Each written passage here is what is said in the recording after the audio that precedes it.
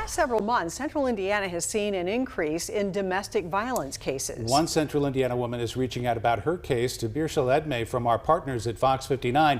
This survivor says after she was attacked, she couldn't get charges filed. Birshel joins us now with that story. Birshel. Bob, Debbie, London Jones here is really one of many Americans who deal with something like this and have been experiencing it both during and long after the peak pandemic. We're talking about domestic violence. The Council on Criminal Justice found nationwide domestic violence rose by nearly 8% during the peak of the pandemic. Now, even after the COVID peak, there is still an upward trend of domestic violence related shootings here in Marion County, and it is concerning for so many. So we wanted to look at the numbers now and see what has happened in the first few months of this year. And domestic violence shootings doubled from the average of the first few months from 2017 until 2022. For London Jones, this threat is real. And even after she escaped a relationship and this arson, she remained scared. Shortly after that attack, London reached out to me for some help. And now she's fighting to get the system to believe she's a victim and to do something about it. I just remember thinking, like, he's going to kill me. This is going to end with him killing me. In early January, London Jones, her baby, her parents, heard loud popping noises. Large orange flames filled their cars in their driveway in Marion County. The 27-year-old nurse only woke up in time to escape because her date called to let her know his Johnson County driveway was on fire too. Terrifying, because I feel like that's only a step underneath murder. Her ex-boyfriend and father of her baby, Elijah Hook, now faces arson charges in both counties, but no domestic violence charges are filed yet, and Jones says that's the problem. He was actually in South Carolina watching me through the camera. He was tracking my location through the Ford Pass app. He had access to my Gmail, so he had access to like whatever I was paying for. Jones watches back this video of the arson, seeing her fears ignite in real time. The new mom says after 3 explosive years together, the couple broke up, which led to financial manipulation, harassment, and stalking. Jones tells me it all peaked when Hook learned she was dating. There were red flags for me, like this isn't normal behavior. She reported it all, but as she soon learned, that wasn't always enough. The night that the fires happened, even the police officer who responded, he was actually the same police officer who came 2 nights previously to respond to the non-emergency call. And he immediately apologized. He said, I'm sorry that there wasn't more that we could have done. Even after the arson, she found roadblocks in the justice system.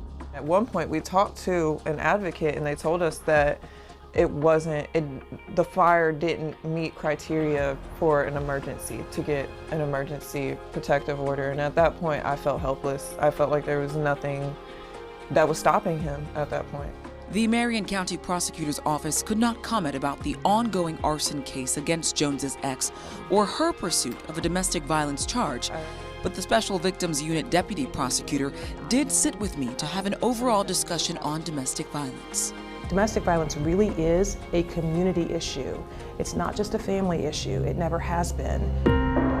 To prevent and protect, Linda Majors has convicted hundreds of abusers in more than 2 decades. She's helped expand this division, and the deputy prosecutor says at every level, steps are there to protect Hoosiers and successfully prosecute. After that night... But Hoosiers like Jones have their doubts. Is there anything within our system currently in Marion County that could perhaps go quicker, or to make it less challenging and less of a long process for survivors?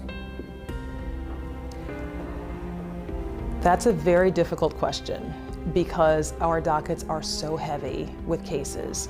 So in answer to your question, are there things that can sort of expedite the resolution of the case? I would absolutely say that if we are able to get to a point where that case can be resolved by a plea agreement, then that would be something that could expedite the case. The prosecutors consider both defendant accountability and victim safety before offering those plea deals, and they consult with the victims first. But even if cases plead out, COVID has meant a nationwide backlog. Major says there's up to 40 cases on a Marion County criminal court's docket each day. For someone like Jones, none of this helps since her domestic violence claims remain in limbo. For cases that are filed, I asked what could change the system or better support survivors. Majors says more money. We would absolutely love to have additional deputy prosecutors in the system. We'd love to have additional advocates in the system. About 7% of the county's budget is going to the prosecutor's office this year. In total, it'll get nearly $31 million, 1% more than 2022. But with more funding for more staff, Majors believes even more could get done, which is all Jones wants. More chances to see past today and live for tomorrow. I just pray that, he sees the time that justice is served, and that my daughter is safe. Hey, girl. From this point, I'm safe, my family's safe, and we never have to go through something like this again.